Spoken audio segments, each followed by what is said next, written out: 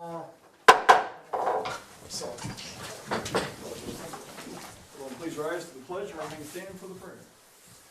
I pledge allegiance to the flag of the United States of America and to the republic for which it stands, one nation, under God, indivisible, with liberty and justice for all.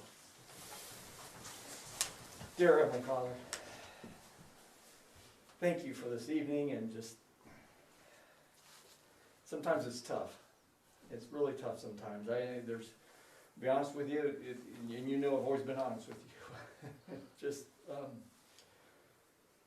in this community, we're called to love. We're called to love one another unconditionally. We're called to forgive. And you know what's on my heart with the banner down the street.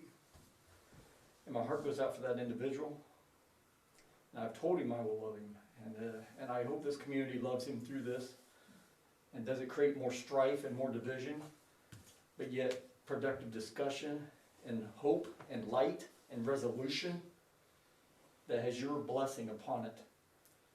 I know your ask of us is to love one another and to not use profanity, certainly not for the words that come out of our mouth to hurt one another, but yet to build each other up. Not to criticize one another, but yet to encourage one another. That's what you ask us to do. That's what you ask each and every one of us. There's not one of us that is set apart, that gets to do what they want on their own will. We're called to serve and we're called to love. That's why I thank you so much for each and every individual that's here tonight. People in this room that have put themselves on the line to serve others, to put others before themselves. I thank you for that. I pray all this in Jesus' name. Amen. Amen. Janet, if you would, roll call vote. Brandon Elmore, Present. Bob Brady, Here. Nathan Cochran, Here.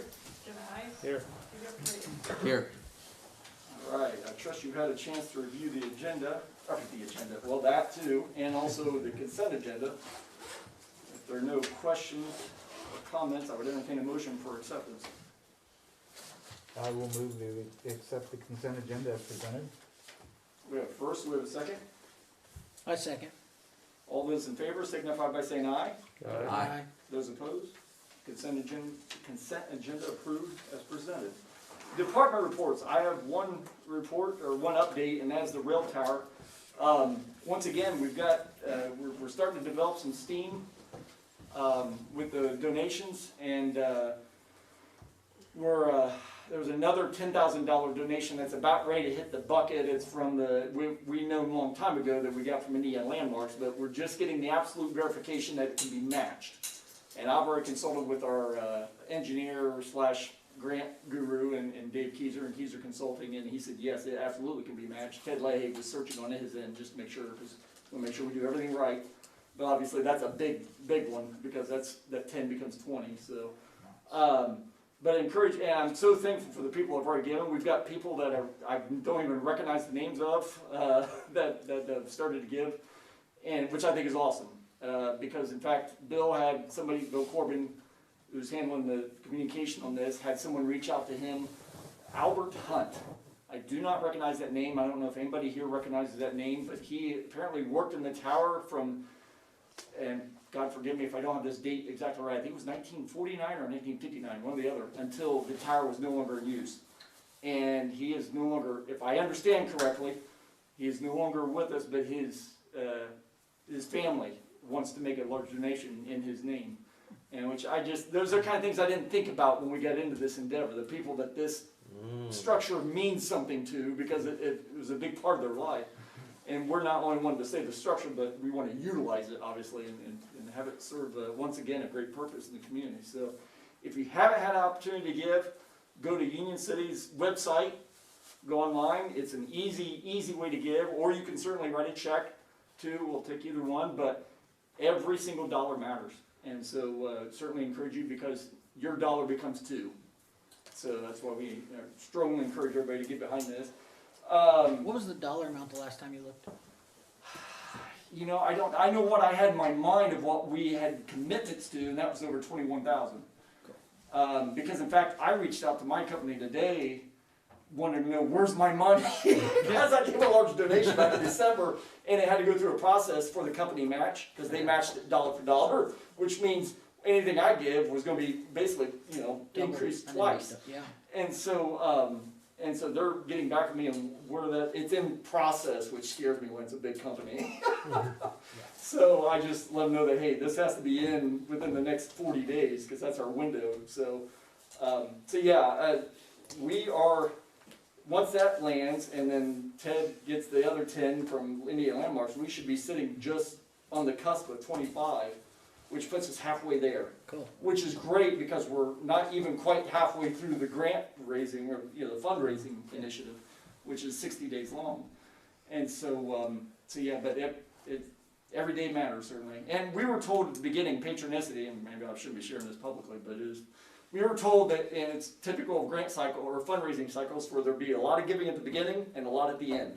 And there's a dead spot in the middle, and we're in the middle now, or getting in the middle, obviously, but hopefully we can curb that, because I'd like to not be sweating down the last 5 or 6 days. So Chet, I understand we got some donations before we got the commitments, patronicity yes, grant. we got commitments. So when I checked the patronicity thing, it was like 8,000 or 9,000 something on there. So the ones that we received previously, will those also be considered by patronicity for matching? Supposed to be, according to Bill Corbin and our conversation with Bridget Anderson, the commitments that we had and when people who had given, that was supposed to be honored as a match once we put it into, we're running it through the Arts and Entertainment Fund through the city, which is a 501c3. So yeah, to answer your question, yes. And that's critical, because it's just a shame to have that money donated and not be matched, you know, because some people might think we're crazy doing a fundraising initiative still in the midst of a pandemic. But the thing is, I read an interesting article. Gina and I, she was very sweet. She planned an impromptu Valentine's Day getaway for me to Carmel. I'd never been in downtown Carmel before. I've been on the outskirts of Carmel a million times, but never been downtown Carmel. If anybody's ever been to downtown Carmel, it's like you left the state. It honest to goodness looks like Beverly Hills version in Indiana. It's just immaculate, and it's just gorgeous. And I was taking notes, I was taking pictures, and all these things. And on the way home, Gina read a big long thing about Carmel and talked about their mayor has served since I think 1996 or something insane. Yeah. Of course, she talked about a posh job. No, I didn't say that. I'm sure he disagrees, but you know, seemingly a posh job. But anyway. He talked about that they made a lot of effort and commitment and did a lot of things during the recession. When a lot of people were pulling back, they were moving forward. And there's a lot of people that attribute that attitude and that persistence and that resilience to them being as far along as they are today, because they had such a forward-thinking vision. And so anyway, again, that's what I'd like to see us develop is it doesn't matter what comes our way. We're going to plow through it and keep our eyes straight ahead. So anyway, any other questions or okay? Moving along to department heads. Maybe you guys. There really was nothing discussed. Okay, on the Board of Works. Yeah. Okay. Probably a nice change of pace, wasn't it? Jan. No, I don't have anything. Okay. Council members. Tito, we'll start with you. Yeah, I had one question. Chad, you were going to meet with Tim Toman, Yes. president of PSI. Can you? Yes, I can. Absolutely. We're trying to schedule a meeting with EDP, and I had a hard time getting feedback from them because I know they're busy or replied, but I've reached out to the county to get them on board with me to get a meeting scheduled with Tim. We want to have a preliminary meeting here at the office to discuss what we want to do. And then we actually are going to make a site visit to the tower, or the turbine, and for the, basically, determination to be made if they can refabricate it. I've gotten answers on both sides of the fence. I've had people tell me definitively that it can't be done, and I've had people just as definitively tell me, yes, it can be done. And so I don't know what to believe. I don't know what to know. And of course, it's not our job to refabricate, it's, what we're trying to do is get the company, that knows what they're doing to take the harness on that, from or from, PSI and do that. And if it can't be done, then Tim has said to me that we know we need to disassemble and we need to take it down. So one way or the other, either get it working or get it going. So just for the public who may not know what we're talking about the wind turbine And just the one. south of town. And just the one, yeah, just the city's turbine. Well, I shouldn't say city's turbine, but the turbine that was associated to the city. Okay. And so, yeah, that's the status of that. And so, I want something done, just as I know each one of you five want passionately to have something done, and just as I know everybody in the community does too, so. Hopefully in the next 5 to 10 days, we'll have had that meeting, and then we'll know for sure, or have hopefully a little more clarity after that, what direction we need to go. Okay. Certainly a fluid situation, but one that we want to get resolved. Great. Also, I established contact with people in Salina and Greenville. Wasn't successful yet with St. Henry, but might continue, and I'll be meeting with them hopefully this week. On the pool. On the splash pad. Splash pad? Sorry, Cool. so I No, should good deal. have prefaced my That's awesome. statements with that. But I also posted the presentation I made on Facebook, and pretty much the response was overwhelmingly positive and enthusiastic even. I got a hard question that I'd like to ask here just to see what you all think about it. It said that the question was, will the splash pad increase the water bill? If it's a flow-through system, its running will rely on our municipal water supply. Will it increase our water bill? Like a person's water bill or the city's water bill? Well, it was the implication there was a person's, individuals, citizens, people's. Should not, but we can reach out to, not Oomball, what's, Baker Tilly, thank you. I still go back to the wrong name. We can reach out to Baker Tilly to verify that. Of course, I'm sure they would be curious what would be the usage, what amount, but, I don't know, what's your gut tell you guys? Well, my view is that if there's a significant cost to the water department, that it would be reflected or should be compensated out from other sources as opposed to just being a burden on the ratepayer. So it might be still I mean, obviously if there's a cost, and it's gonna come down to a burden on the citizens in terms of that, just like everything else we do. But it would be it probably isn't appropriate to take if it's a significant amount, to take that for the water department to carry that burden and then be translated into increased rates because of it. Now, that being said, we would have to actually increase the rates if there's, in terms of people, there's not any automatic increase of rate just because our costs go up.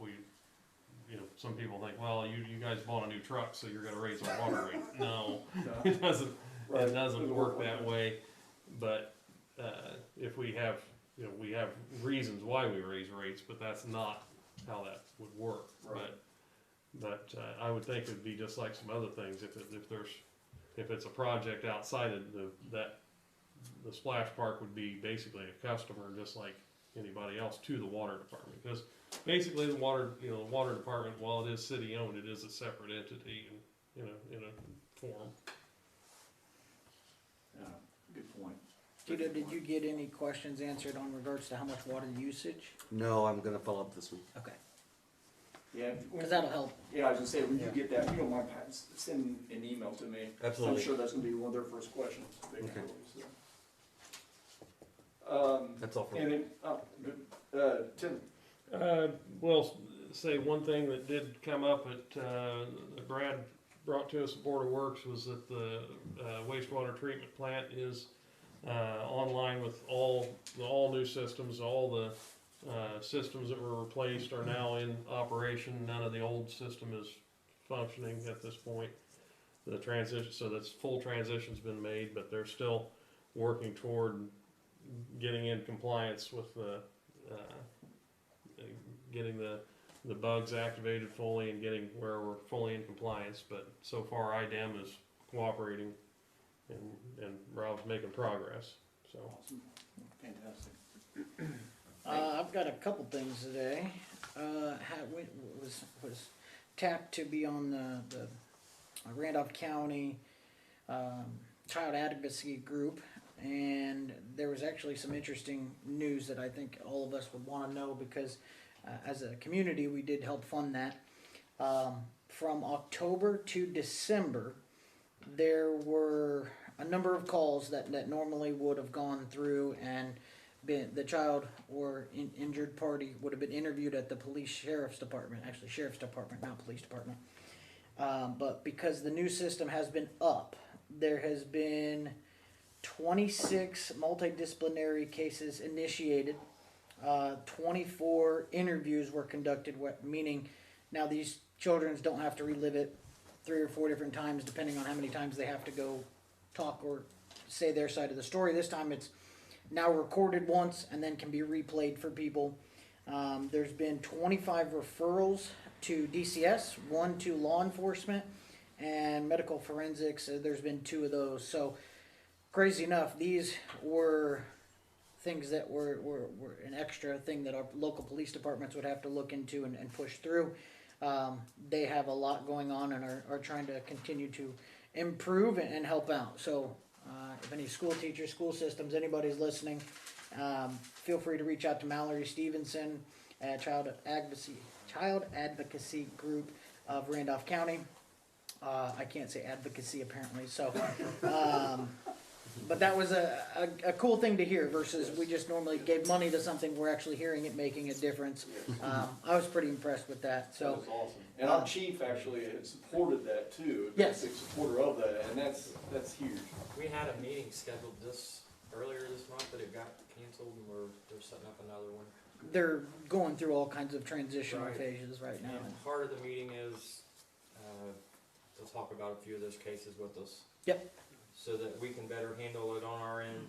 So there'll be several agencies there, how they handled it versus how we can help them and stuff like that. It's a really good program to be involved That in. is. That is. Thank you so much for bringing it up. By Thank the you end for of the sharing. year, I know it's the start of a newer year, they're gonna be meeting with every school district, every school system, and every school, so to separate like west side, north side, high school, all 3, so that people understand who they need to go to.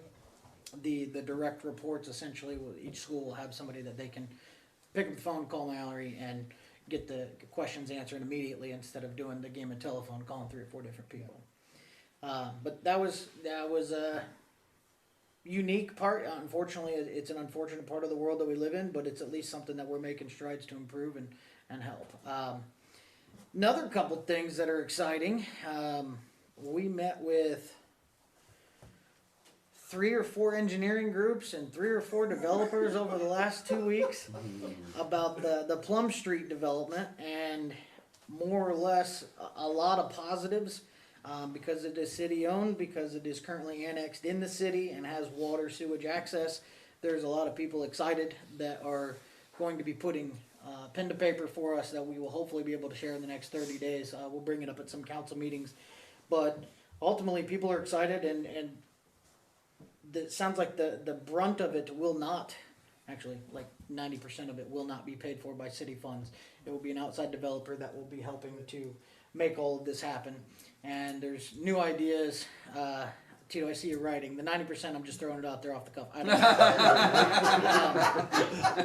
know.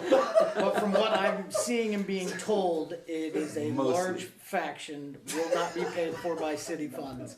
So that is a positive. Ultimately, we'll increase our community's square footage, add some households, as well as have more people that may want to come here. I know houses are coming up for sale, and they're the one on Columbia was listed on Friday, and I think it sold. It was in contract 2 days later. Which one was this? The one that the city got rehabbed through federal funds. Oh, okay. Yes. 7-8 years ago. Yes. Yeah, that was in contract in 48 hours. Fantastic. So when you got a newer home that's 8-9 years old, they're selling fast. So now we're trying to figure out what's going to be helpful for our community and working with these developers and engineering companies to make it a great addition to our community, and that's good news. Just wanted to make sure to share what's going on with it. As for when we have more information, I'll definitely bring it and put it in front of all of you. Other than that, everything is still just moving along. Awesome. No, Cool. good cheers. Bob? I really don't have anything to say. No, you're good. Brandon? The only thing I had from Randolph County Solid Waste Management is that they're now accepting the community grants. Those are for any individuals, businesses, schools that want to submit an application for a grant up to $3,000 for any type of project or initiative that will promote recycling, reuse, prevent waste disposal, that type of thing. So they're accepting those applications through April 23rd. So. Is that, I know we asked them when they were at that last meeting, is that something we can apply for the rail tower? I think so. Yeah, we already, yeah, it's just about done. Perfect, Yeah, even better. yeah, Monty's got everything but like one thing answered. I'm hoping, because the deadline is, they're accepting applications through the 23rd, that I can convince them to actually look at the application if submitted at the next meeting in the beginning of March, so That'd that be we nice. can get within that 60-day window. Well, if your word carries any weight, man, because like I said, three becomes six. Yeah. Yep, yes. Okay. And it's a Randolph County, I mean, those funds are actually from Randolph County Yes. Solid Waste, right? Yes. That is- Yeah. Yes. So it's a chance for the county to double its funds, so, Yep, I'll definitely make that point, so. yeah, that's wonderful. Maybe 4, 5, 6 times if you want to. Yeah. No, thanks so much for sharing, appreciate that. Alexandra, I don't think I have anything right now. that's all right, still March 1st though, right, when everybody, the high school? Yeah, yes, for high school, so Okay. still our junior high's going back, February 6th, so. Us blue kids haven't been in school very much this past 2 weeks. 'Cause Yeah, of weather's snow, been so tough. I haven't really gotten to go in there and get much information on what's going on, so. Oh, that's all right. It was just good to have you here and Yeah. appreciate the updates, Bill. And then Monty will be back later this week. He's on some much deserved time seeing his oldest son. And Steve, did you have anything you wanted to? Okay, and then Ryan. So all of the condemnations now have been filed in court, all of them. And they, right now, summons and the complaints are going out. I've already heard from one defendant, but I won't go into some litigation. So yeah, pretty soon we'll be having hearings. I'll let you all know when the hearings Super. are and go from there. Awesome. Thank you so much. Yeah, I appreciate the update on the hearing dates too. All right, well, we have no presenters. We do have one item on the old business, and that is the ordinance 2021-03, which is the purchasing, and this is on the second reading. It was approved unanimously, in fact, on the first. You guys have any questions, comments? If not, I would entertain a motion. I move that we approve ordinance 2021-03, purchasing on the second reading by title only. We have a first, do we have a second? I'll second. I think that was Bob by hair, maybe. Okay. Jan, if you would, roll call vote. Brandon Elmore, Yes. Bob Leahy. Yes. Nathan Coughlin. Yes. Tim Heiss. Yes. Peter Frias. Yes. All right, new business. We're blessed to have, well, of course, shame on me, I didn't ask her if she was wanting to speak. Okay, and I'm seeing a head shaking, so. Steve, did you want to take the Yeah, last meeting, I gave you all, basically an application, facade grant application. In talking with a couple of you, we kind of think we should move it to a different fund allocation. Jan, interrupt me if I'm misspeaking here, but I think the general consensus, and you guys can discuss it, Susan has done a tremendous amount of work to the building that she owns on the alleyway right in the middle of town. It's going through a facelift on the inside. It's gone through some significant repairs on the outside, new windows, a new basement exterior access and doors to help shore up the foundation. And I think the general conversation and the direction should be to go back and do this through preservation, which you guys participate in, because I think you fund the gift from preservation, but that's kind of where it's at, so kind of in your court. Susan came simply to answer questions if you have any, so.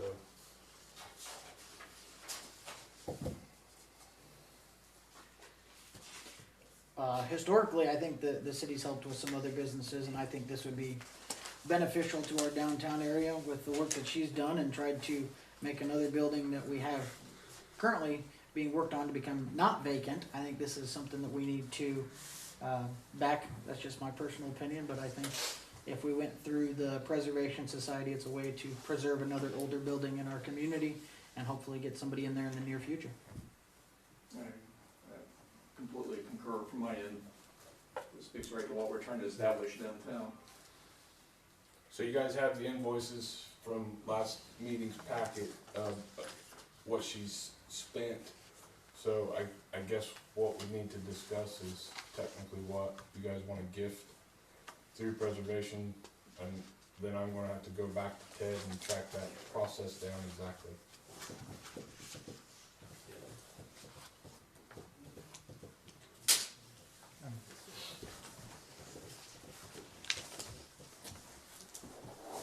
While they're reviewing, Susan, has there been any more conversation with the gentleman that sets up the Amish gentleman that sets up the,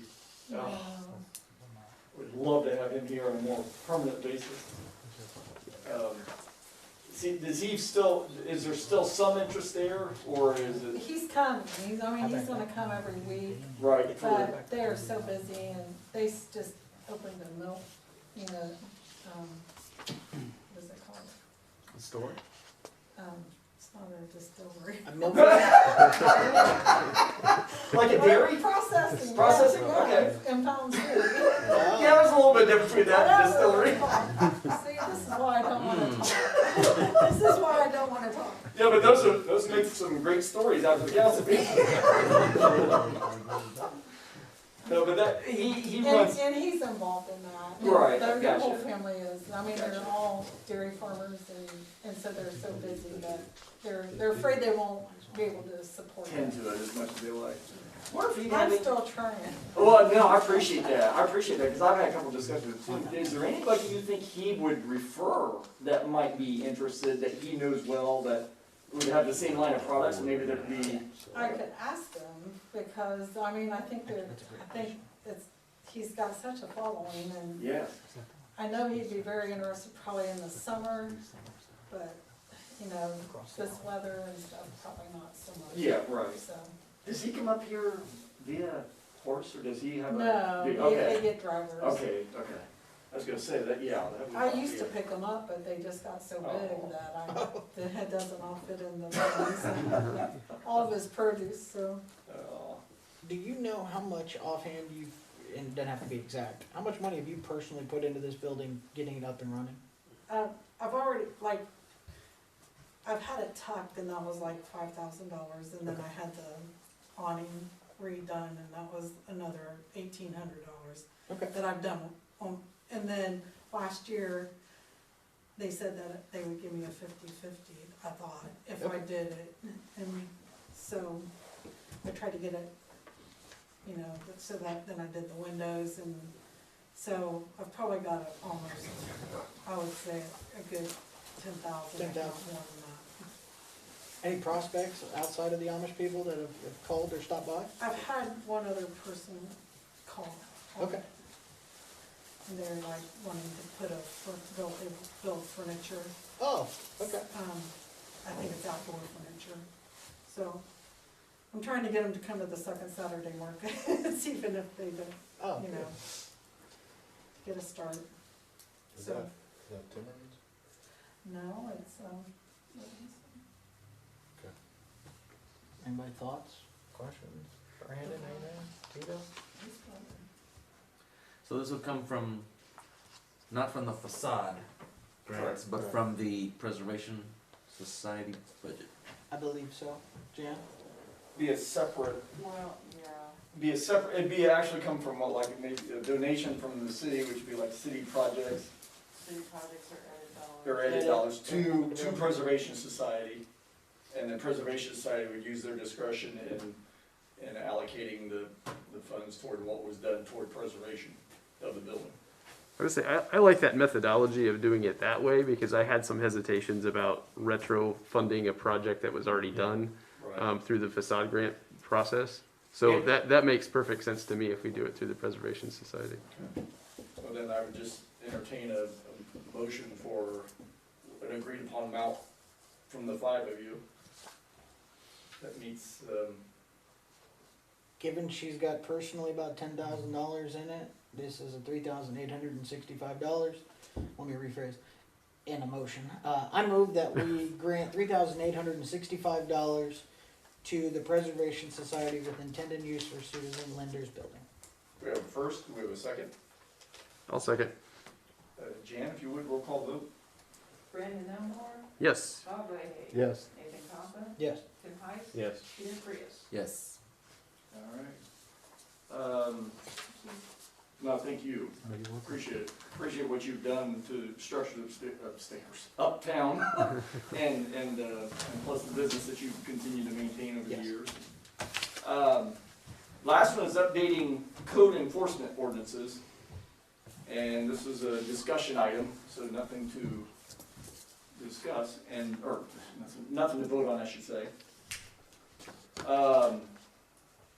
Was there anybody that was wanting to take the lead on this initially that had thoughts? Well, this is basically just stemming from questions, that are constantly being asked as far as code enforcement.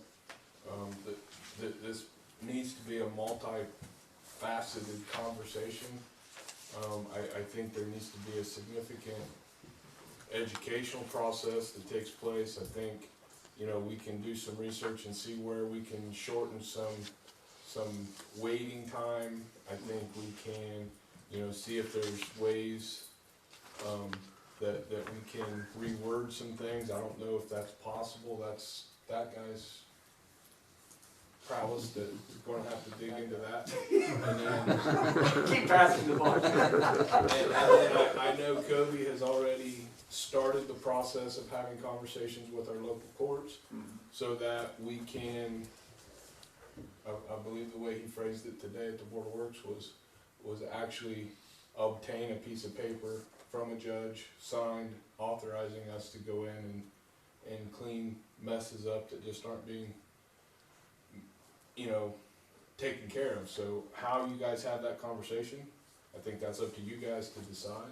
But it's not just a simple one and done fix. Right. To Well, you guys, A, gain knowledge on what this process is, B, ordinances and law enforcement, can at least by your perception be doing exactly what you think they should be doing, because they really are, but the wheels in the legal system just move too slow. So, I just think we need to talk all of these things out, do a little bit of homework. Ryan, get involved in what can and can't be done, what's realistic to be done. It's not going to get solved or refined or improved overnight. We didn't get here overnight, it's not going to be fixed overnight. well, I don't think it's ever a one and done anyway, because everything's constantly evolving. Society itself evolves. So I mean, that's why we have amendments, and additions and subtractions, or just as time goes on, So one of the things I have noted, I've received a lot of feedback lately on, and concerns, or porches.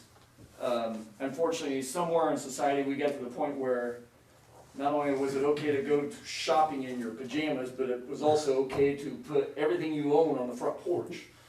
And I understand the space there that looks like a storage space, but it's not. Other people, unfortunately, they don't want to see everybody else's stuff. And somebody could be saying, well, Mayor, that's just an opinion. Well, no, actually it does deter from a property value. That's right. You're actually lowering the neighbor's property value by having a cluttered front porch, because prospective buyers don't want to see that. So now when you're talking dollars and cents, you're actually, in my book, you're talking theft. You're talking people that are taking money out of other people's pockets in the neighborhood, and that is wrong. And so that's where I think we come in as a governing body. We need to protect these people's financial investments. When they've made an investment in a house, which is one of the single biggest investments you'll make in your lifetime, it should be protected. And so if the person next to them cannot love them enough and honor them enough and respect them enough to keep their own place nice and keep their own place just cleaned up, then I think we have an issue. And I think there's this misnomer. I've been on council. I started council with Susan. And I think there's this misnomer from some people in the public that think when they hear ordinances, they think, oh, we want every house to be brick and every house that has to look pristine. No. It just has to be clean. It doesn't mean it has to be the nicest looking house on the block. It just has to be a clean house. My grandma had no money. She had Social Security and that was it. But her house never had anything around it. She never had a landscape either, nothing. And her house needed painted, but it wasn't peeling. She didn't have guttering hanging off, and she had nothing out in the yard. It was just cleaned and trimmed around the house. It was just a plain old house. But you know what? That meets every ordinance to a T. Because there's no rubbish. There's nothing to collect varmints. There's nothing to detract from the neighbor's house. That's what we're looking for. That's all we're asking for. Can we get somebody to move their cars out here so we can clear out the blood draw? Oh. They're parked in front of the Civic Center. I know my part. That's probably me too. Okay. Appreciate it. I can't get in the back door to build up with Christmas decorations. Oh, I have no idea about that. 2 vehicles out there. Thank you. Well, I'll excuse myself then. Okay, sorry. That's okay. Thanks.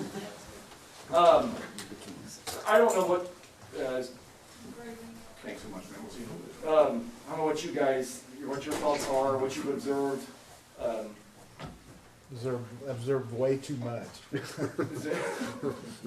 We've had this conversation before, but like the point you were making, it doesn't cost money to keep things clean. Right. Just, not everybody can do everything they want to do financially, but it doesn't really cost anything to keep your place To maintain. Yeah, There's just willpower. stuff put away. Yep, exactly.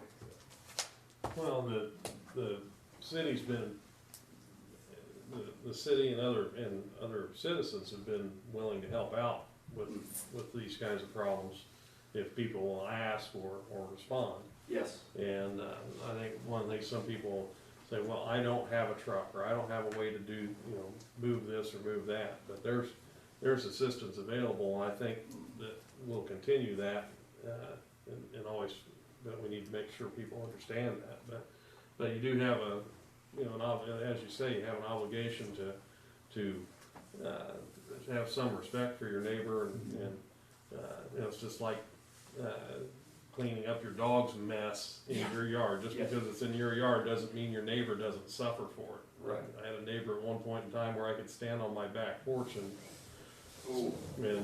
Detect the scent. yes, from the dogs next door. Right. And that was just plain irresponsible. And so that's while people have some degree of liberty to do things, they also have some responsibility as a citizen. Yep, absolutely. I would say though that as you guys look into either updating ordinances, making new ones, or what have you, that you look at state statute and make sure we're following those. And that justice isn't always quick, and remember, this isn't a criminal thing that we're dealing with, it's civil. So, take in mind the process and the end thereof may not be satisfactory to what you're asking to be done. And I don't know how to implement that into our ordinances that are already here, but that is one of the main things that you deal with. your end result could be a citation, but not a clean yard.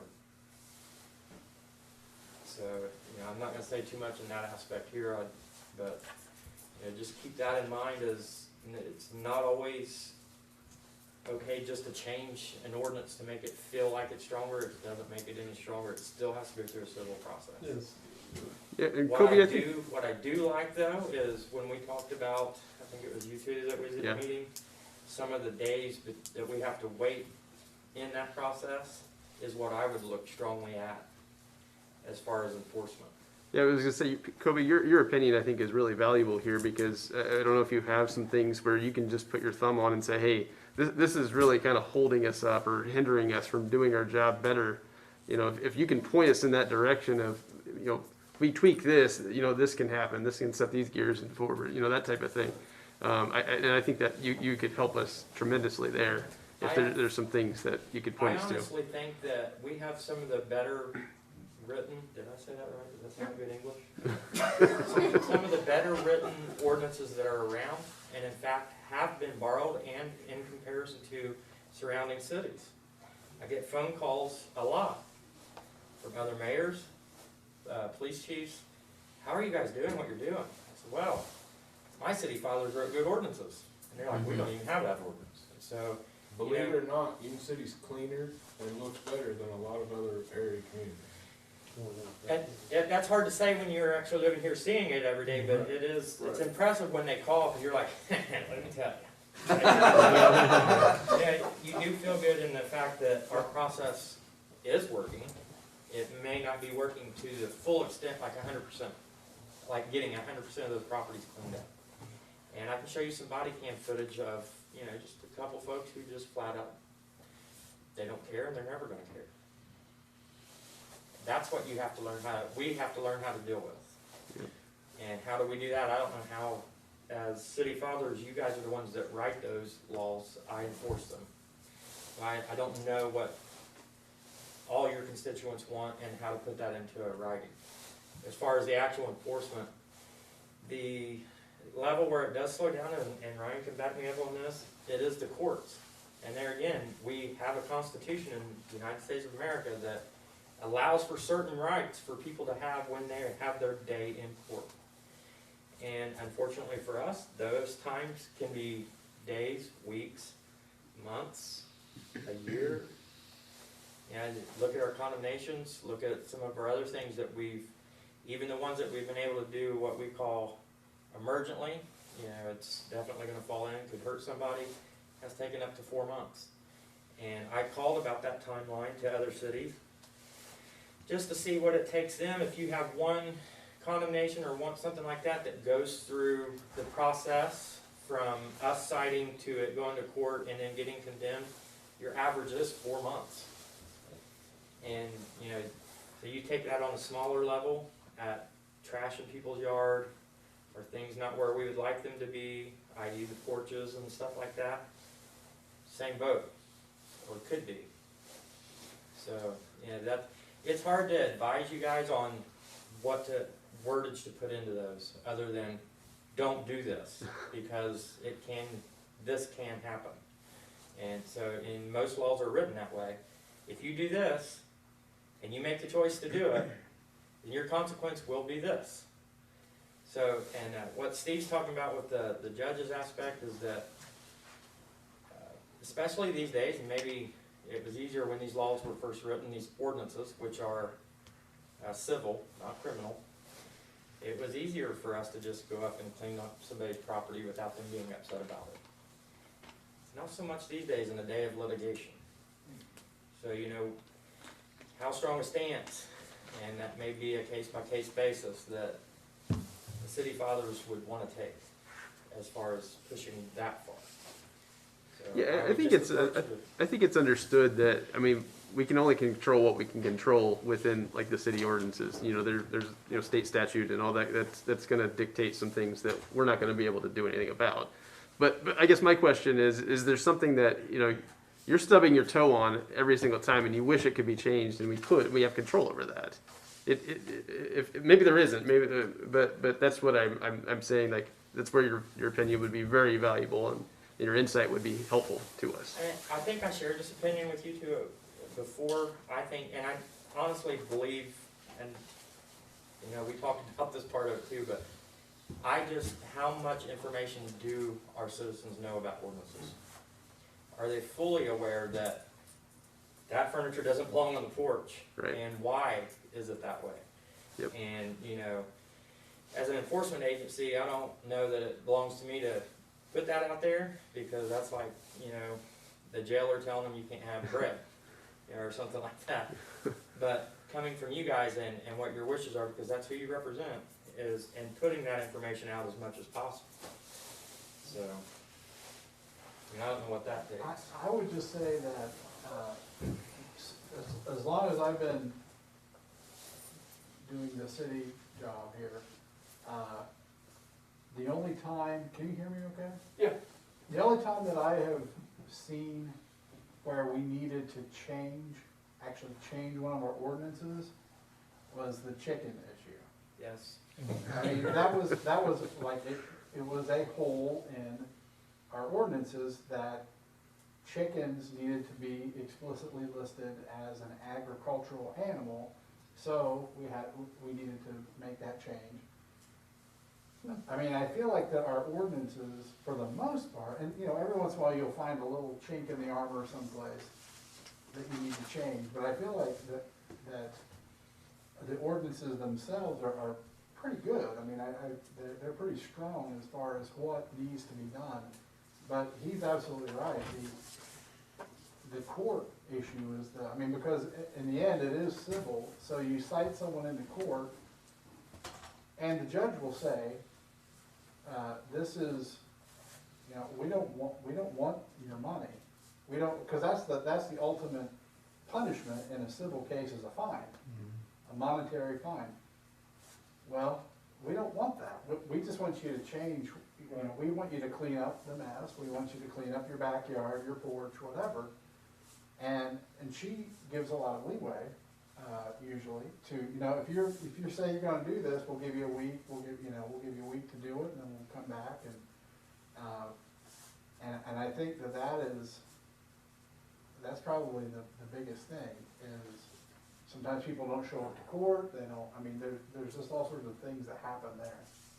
Well, that, you make one point about you have some chronic problems where it continues, and one of the things I wondered, you know, when you talk about shortening the times, we can shorten the times to a reasonable amount, but then would there be a place to throw in for second and following offenses in a given period of time, say, within a certain amount of time? I can give the example I gave earlier today.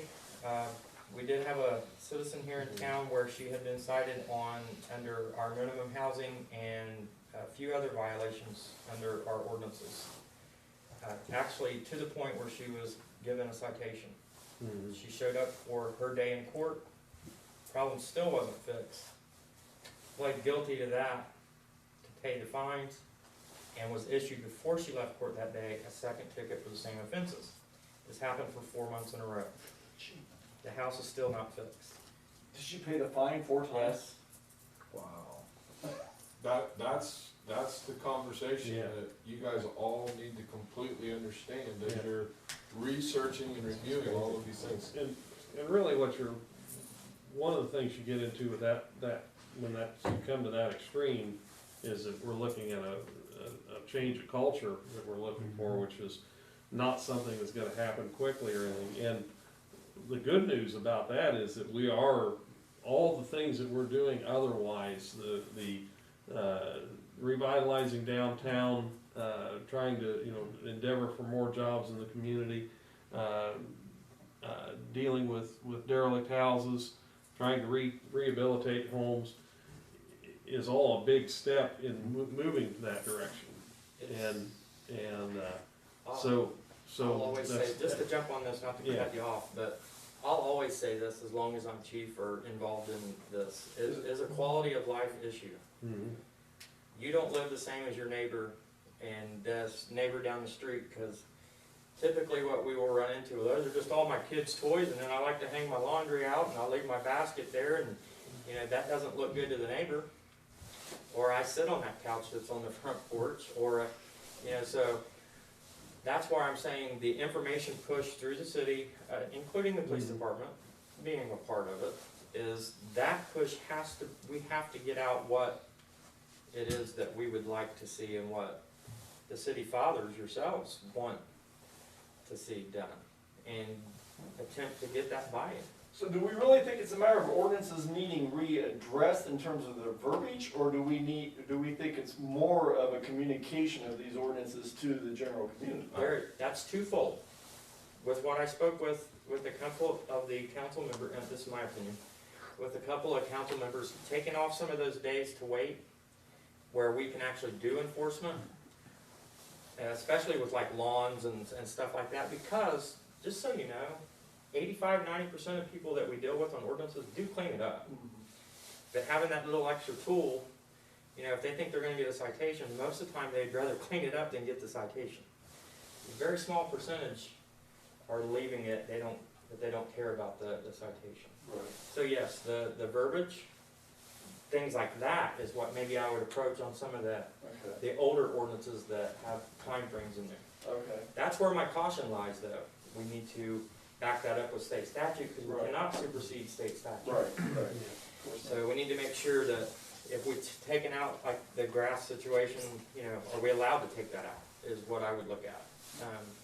That might fall on him, in fact, throw it over there. But the other part is, as much as you're doing a push for downtown on the facade and stuff, and the splash pad and things like that, are we pushing this issue as much as we are just having discussions about it every month?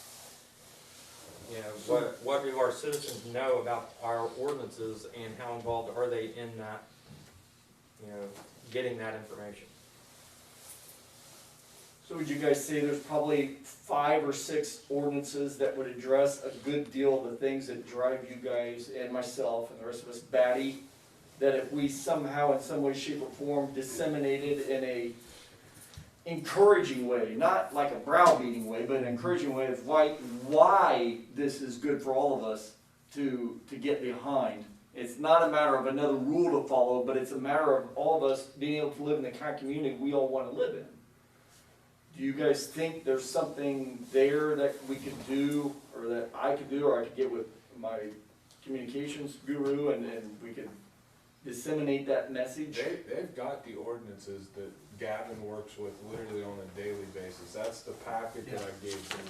Those are the ordinances that we get the majority of, you know, concerns from you guys, from other people in the community about what's going on at my neighbor's house.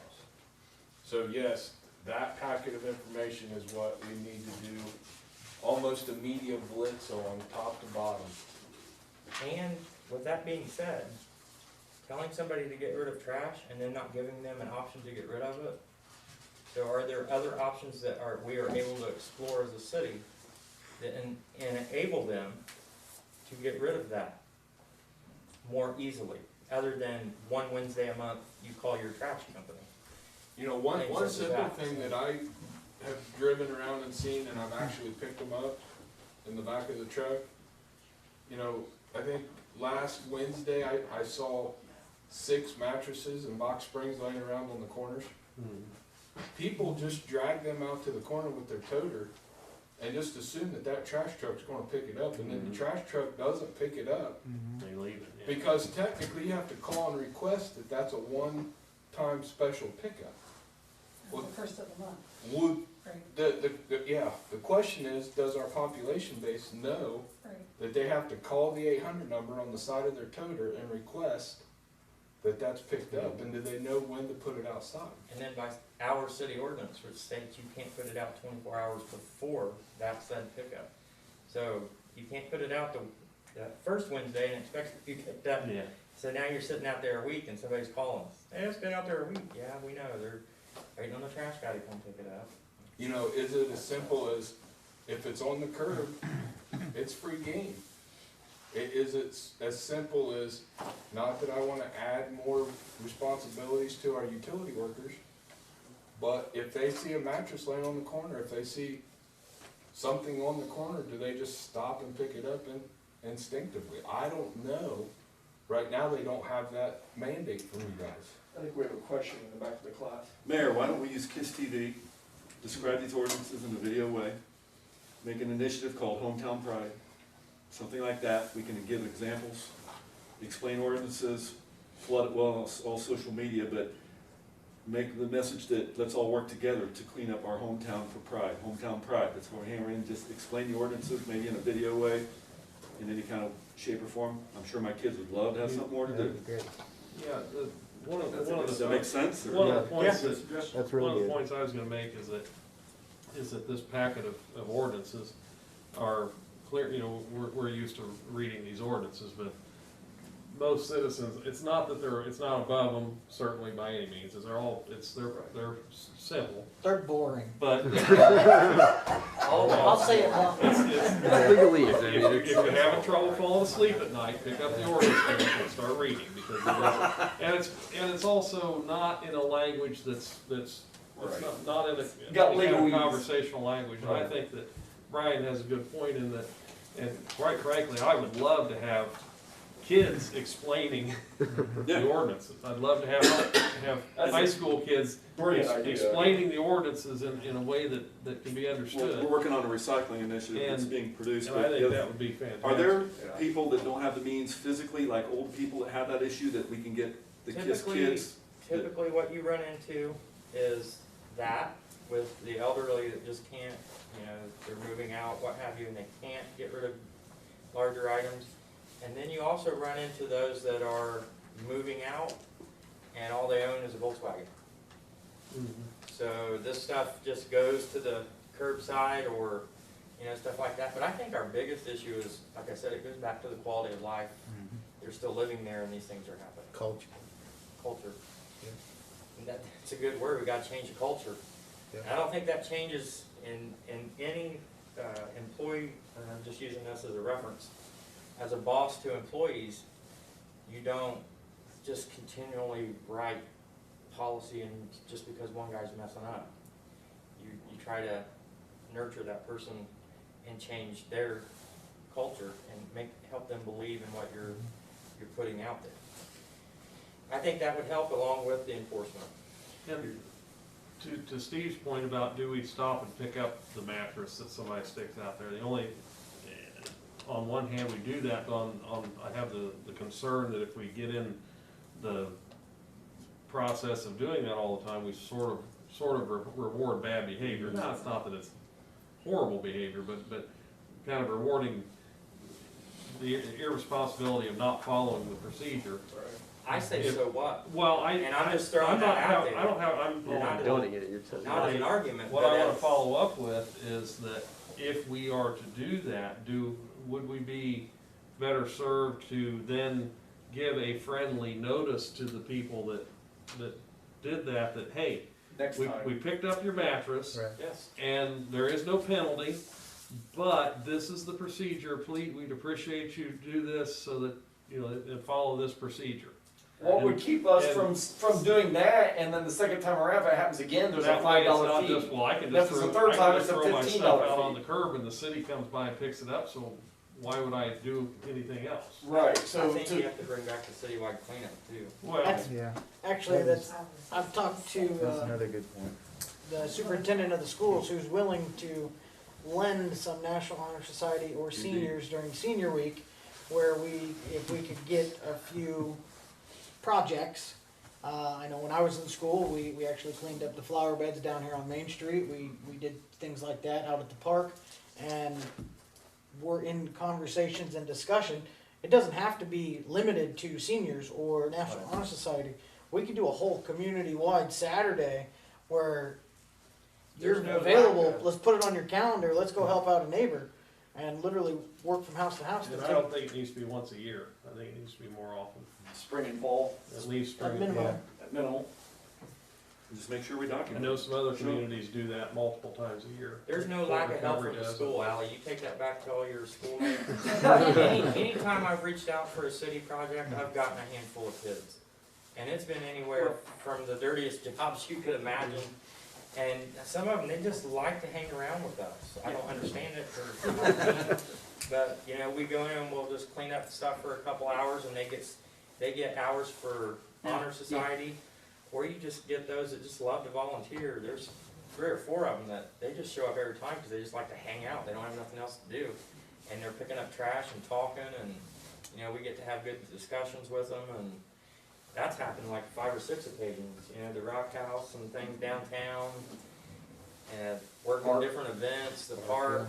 It's just. When the citizens see the kids taking pride in their hometown at that age, I think it's a snowball effect. Yeah. Well, let's do this. Number one, for the next council meeting, let's have 3 dates. If you guys wouldn't mind coming back with 3 approximate dates you think would be good, spring, summer, and fall, for citywide cooperative pride initiative. Or we come up with a much better phrase than that, but in other words, taking to the streets and so forth. And then also, what you would like to see in terms of a follow-up for, I will commit, we've got one of the best street departments on the face of the earth, and I will commit them because I know they will get behind it in terms of picking up that mattress the first time. But what would you guys like to see in terms of a follow-up to ensure that we're encouraging the right behavior? So in other words, the notice the first time, but then I would encourage you to think of some type of, okay, hey, we'll do it again. If we have to do it again, we need to have X amount of dollars. And see if we can. Gavin has a very good relationship with a lot of the citizens at this point. So in reference to that, it'd be like mom telling you your room's dirty, and then dad comes in later and says, why didn't you do what mom said? You know, they can let us know, and we can go down and talk to them. If the street department swung by and picked up a mattress to say, hey, we picked this up in front of such and such house, would you mind going down and giving them a copy of the ordinance and having a discussion? And Gavin loves doing that. Okay. He loves to That's call. what I was Then- gonna say, if Not talking Gavin about can, Gavin. Gavin can do the follow-up on that, and that would be, Then I need to get with Brad and make sure we've got a clean way that gets documented, so Gavin has that follow-up capability. We're probably gonna have to write an ordinance along this line, if you're going to be theoretically charging people somewhere down the road. Well, yeah, but it ordinance sounds is like we it's didn't have to already the first there. 2 times if we talk about sending Gavin down the second The time. ordinance is already there, the street department's just letting us know that there was a violation. Okay, that's what I was thinking. And with that being at a curbside, that is the same as trash being pushed out to the curb, it's abandoned property. Versus if that same mattress was laying in their yard, and me walking up on it, that could be a 4th Amendment violation. Versus it's laying out by the curb, Oh, I it's got you. abandoned, they've thrown it out for trash. Gotcha. right. They just need to know they're not supposed to do that, i.e. Gavin comes in and says, 2nd Wednesday of every month, you need to make sure if you do this again, you don't do it within before 24 hours before, or you could receive a citation. Public service announcements. Okay, then thirdly, Brian, if you don't mind, if you want to, we will send that packet to you. We'll give that packet to you, in fact, before we leave today. And if you wouldn't mind, just let me know what dates you're thinking of when you want to have the kids film something.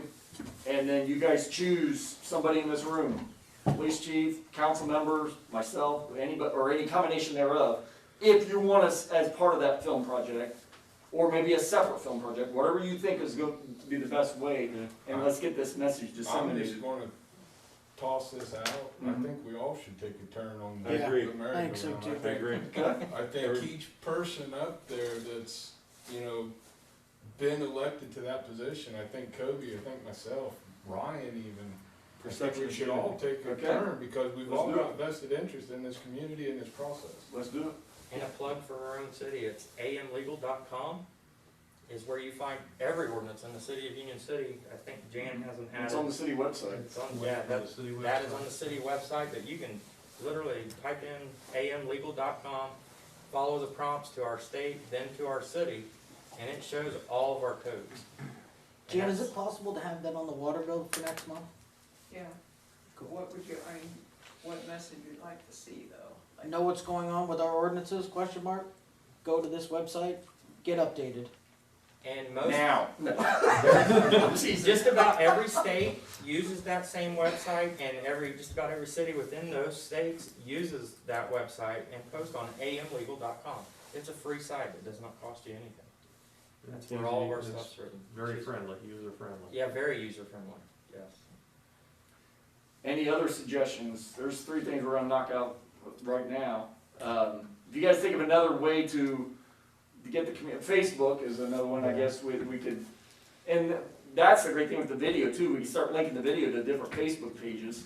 Yeah. Cause just getting the word out, I think you guys are right, is critical, but then also putting a face to this message, and the students' faces, I think, is just a phenomenal idea. Alright, that's what we'll do. Good deal, good job, guys, good discussion. Alright, any So visitors? I just want to follow Go ahead. up question. So is there actual work being done on the language in the ordinances? A couple of the ordinances, such as the grass that has a 7-day time waiting period, where if I seen your grass was tall, you have 7 days to clean that up. We feel like that's a little bit too much time, or could be. And then there's a couple other cases similar to that that I believe that we should also look at. Our minimum housing standards, we cut that down from 30 days to 15, where they have to respond before they actually ask for an appeal in front of the Board of Works. And that's even before it goes to court, so you're 30 days in before you even see a citation. So who's doing that actual work on the ordinances? That's you guys. You have them?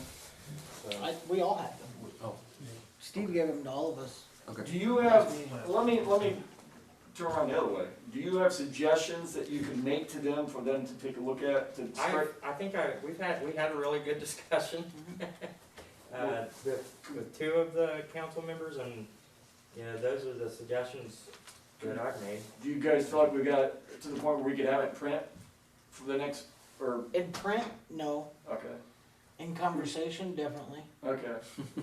Brandon, thoughts? Yeah, maybe, yeah. Okay. I mean, if you shoot me your thoughts, because I know you guys, this is kind of what I can do to help, is you send me what you would like to see it look like. I'll do the research as far as state statute, and if need be, talk to Ryan, and then send you a printed version so you can see the language itself in the ordinance, and we can do it that way. I mean, there's, But I can't tell you what to put in it. You have to just tell me, and I'll do the secretary work for you, I guess. I mean, there was 5 stapled copies in this. What if we all took one and reviewed it on our own time before the next council meeting? The next council meeting, we can hand you the copy where we've written notes. So what I would like for you to, or ask you to do, that when you're doing this, something with our ordinances that, I want to use the word redundant, yes, because if you look at your smaller ordinances which fall under the 90s and 50s, that's like tall grass. One singular thing wrong with this house, trash. But if you go back and you look at 150s and 151s, which is your minimum housing standards, some of those are also addressed in there, but can be cited singularly through that 150 or minimum housing ordinance. The answer to your question on stuff on porches is addressed in that 150 minimum housing ordinance. But there's not a specific ordinance for stuff on your porch. It's a subsection of 150. So is that a bad thing or a good thing? I think it's a lot of things. So, because like when I was training with Gavin, somebody called and said, "Hey, you're not supposed to have a couch on his porch." He goes, "I don't have an ordinance on it."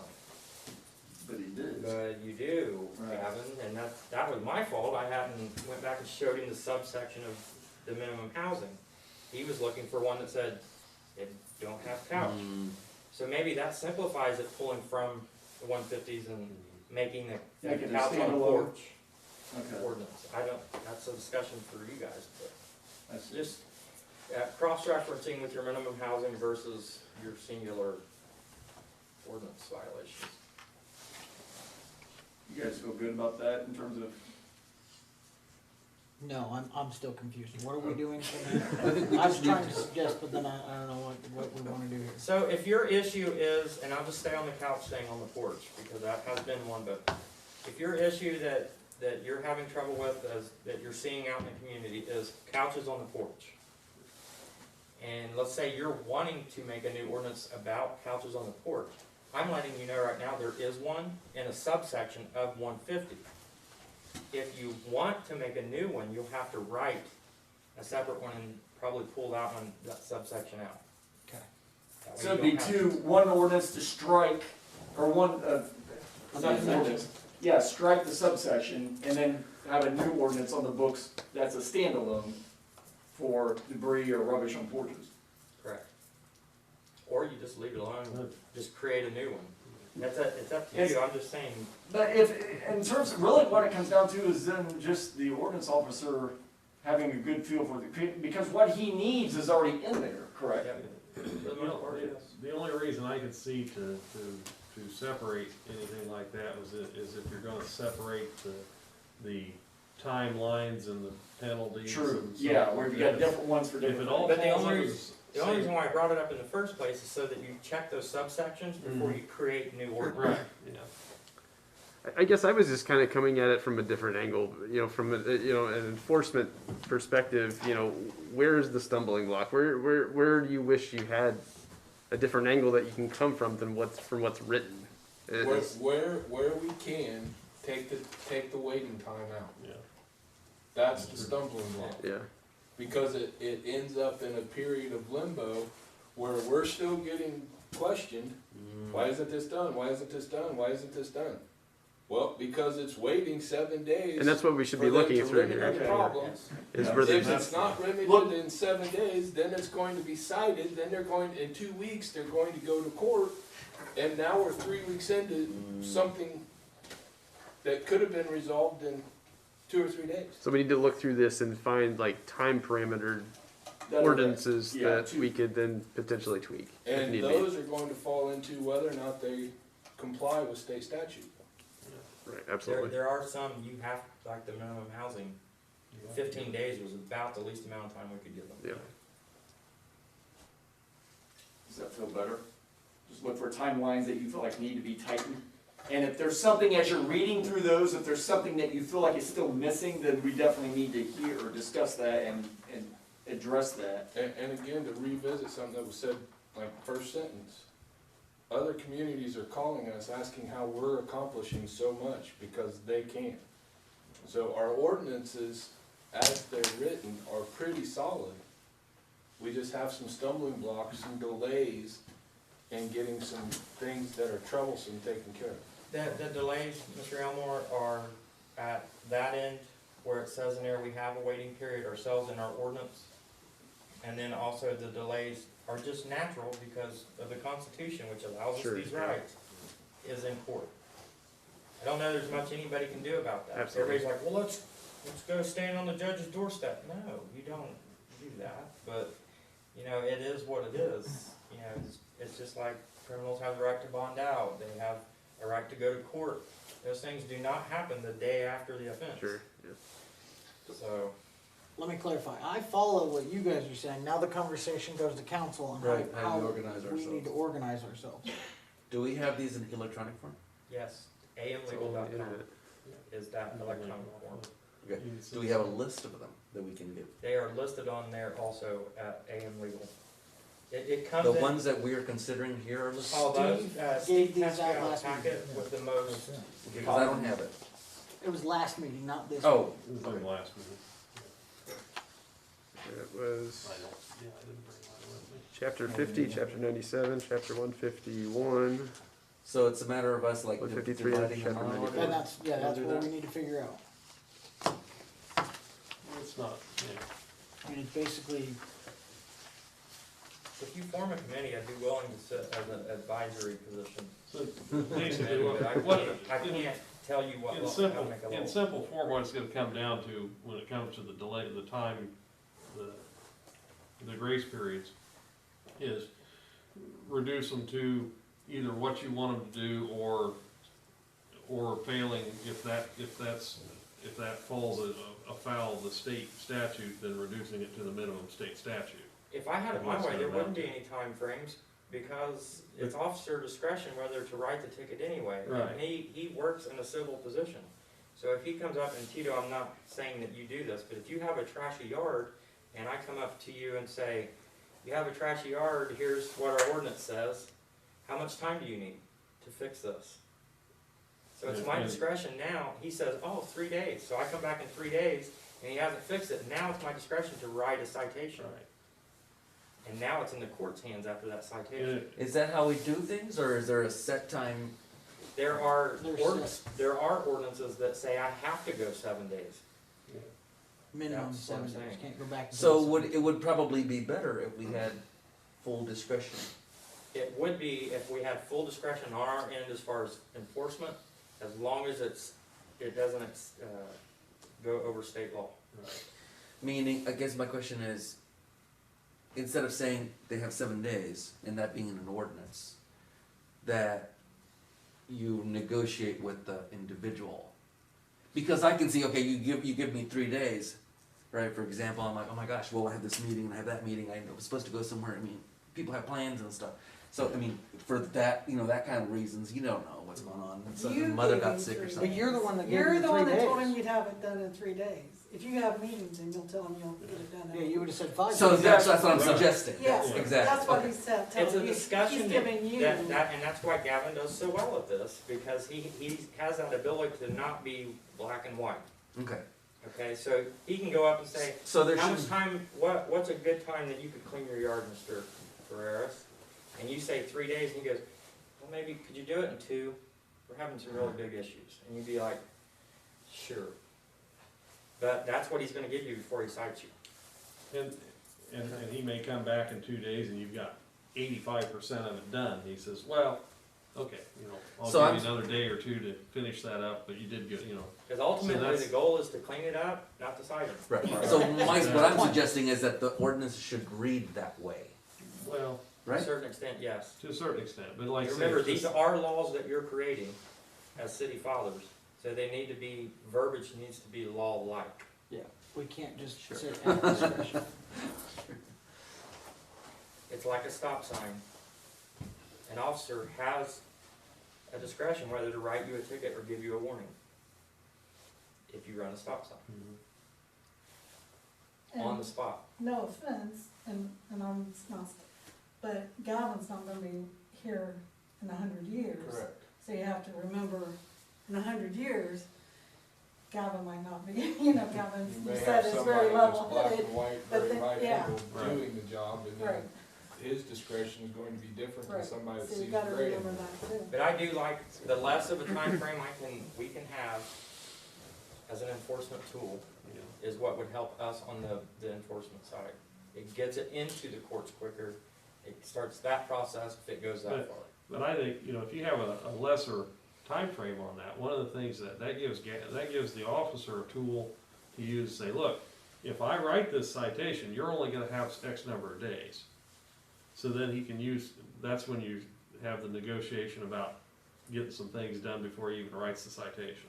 I've had him write them into court and tell them if they have it cleaned before that date, that he would rip up the ticket. Mm-hmm. Right. And that's worked. Hey, Yeah. that works.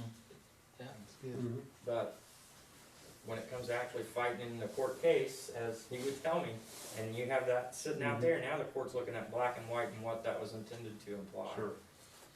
So, again, going back to the Constitution, Fourth Amendment, going through all that stuff. You guys want to be able to exchange emails to hash this out, or do you feel like you already know going forward how you want to proceed? Brandon? I mean, I'm happy to dive into a gonna section, take I just don't have the time to dive in all of them. Right. Take one. Yeah, you guys need to I get know to you the mentioned there's sections. 5 of them, why don't we each take one and Yeah. see what we come up with? Works for me. Okay. Who wants to take what then? It doesn't matter to me, here, we're. I'll take the first one, I'll take 50, chapter 50. Alright, Brandon has 50. Anybody, anything else here? Chapter 94 is nuisances. 94, I will do nuisances, it's a long one. I Chapter got it. 97, abandoned and junk vehicles. I'll take I'll that. take that one. Which one? Got that, okay. Which one, you guys take it, I don't care. Whoever, Abandoned whoever has junk the abandoned vehicles. junk vehicles, make sure you do cross-reference state statute. This, you? Okay. Housing code, you're good with that one anyways. Numbering on buildings. Numbering on buildings. That should be easy. Alright, That is a big one for us on Numbering on emergency services. buildings, if there is one to be rewritten, fire and EMS would love for you to rewrite that one. Same with police. Cause we That can't is find one. nothing after dark. Ah, Same. Me too, I just think If you guys said it had to be 5 feet tall and bright green, I would love it. Cause finding a house in the middle of the night, Finding the right house on a Yeah. warrant. it's terrible. wow, okay. alright, So by next council, we all need to go through this yes, and scan and email a copy to everybody else. Or just scan and email a copy to Jen, does that work? Yeah, it works to make cool. And then it'll go in the next packet, we'll all be able to give it to Frankie and, Mr. Wells Chief Wells to review to make sure we're not breaking state statutes. And it's kosher with everybody, and then from there, hopefully by April, we have some new things to potentially go into action. There you go. Sounds like a plan. You guys good with all that? Cool. Do we have any visitors wishing to address council tonight? Are you sure? I think you might. If not, date of the next city council meeting is Monday, February 22nd at 6 p.m. The Board of Works meeting is also Monday, February 22nd at 1 p.m. I would hereby entertain a motion for adjournment. So moved. We have a first, we have a second. Second. All those in favor signify by saying aye. Aye. Meeting adjourned.